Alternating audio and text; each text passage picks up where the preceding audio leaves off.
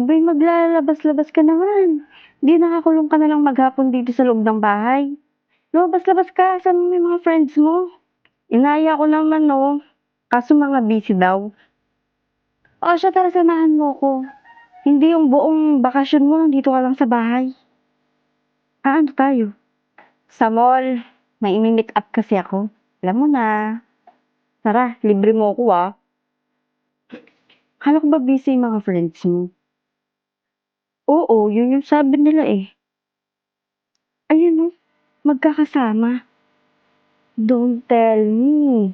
May GC sila na hindi ka kasama. Fake friends. Hayaan mo na sila, ate. CR lang ako. Wala naman kapatid ko. Oh, anong ginagawa niyo dito sa mall? Sabi ng kapatid ko, inaya daw niya kayo dito. Kaso sabi, busy daw kayo. Kaya ba kayo busy kasi magkakasama na kayo? Nagkita-kita lang po kami dito. Chat na nga rin po sana namin si Sammy eh.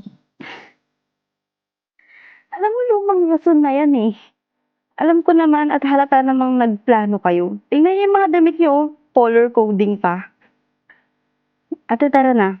Maglibot na lang tayo. Huwag ka na magsayang ng oras sa kanila.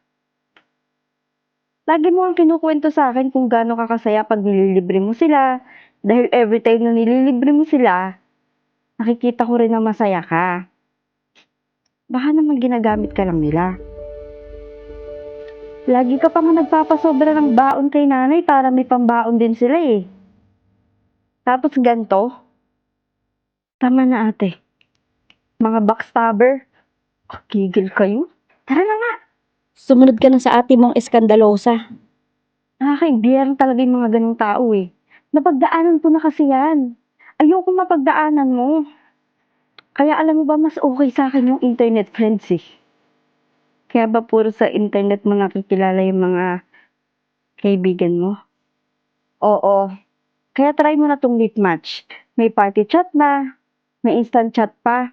Alam mo ba, pag nagkwento ka dito, madaming makakaintindi sa'yo. Di ka pa nila i-judge.